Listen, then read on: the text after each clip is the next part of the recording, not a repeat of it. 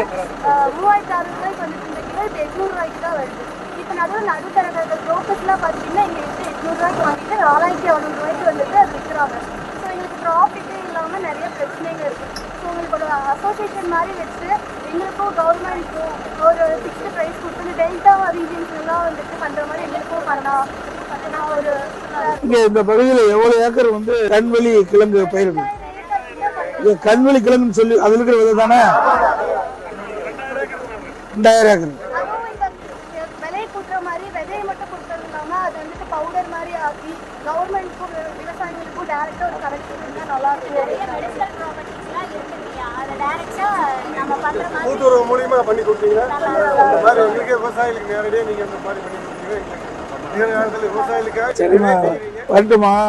அதிமுக ஆட்சிக்கு வந்த பிறகு புரியுதுங்களா, எங்களுடைய சொன்ன மாதிரி நம்முடைய நிதி இருக்குது, மார்க்கெட் சொசைட்டி மார்க்கெட் கமிட்டிங் இருக்குது, அதில் இதை விற்பனை செய்கிற மாதிரி பண்ணிக்கலாம்.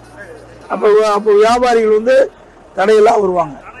இப்போ நாங்கள் கேள்விப்பட்டோம், வெளி மாநிலத்திற்கு வருகின்ற வியாபாரி, வெளி மாவட்டத்திலிருந்து வருகின்ற வியாபாரிகள்லாம் இங்கே வந்து கண்வெளி விதையை வந்து வாங்க முடியாத ஒரு சூழ்நிலை. இங்கே வந்து இடைத்தரகர்களெல்லாம் வந்து பிரச்சனை பண்ணி விலையை வந்து வீழ்ச்சி அடைஞ்சிட்டு இருக்கு. விலை வீழ்ச்சியில் வந்து நீட்டெடுக்க நடவடிக்கை எடுப்போம். 4200 ரூபாய்க்கு போயிடும்.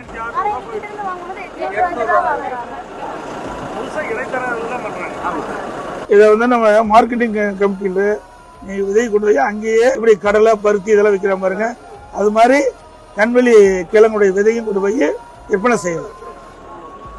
பார்த்தேன் தெரியும், எங்க ஊர்ல இருக்குதுமா.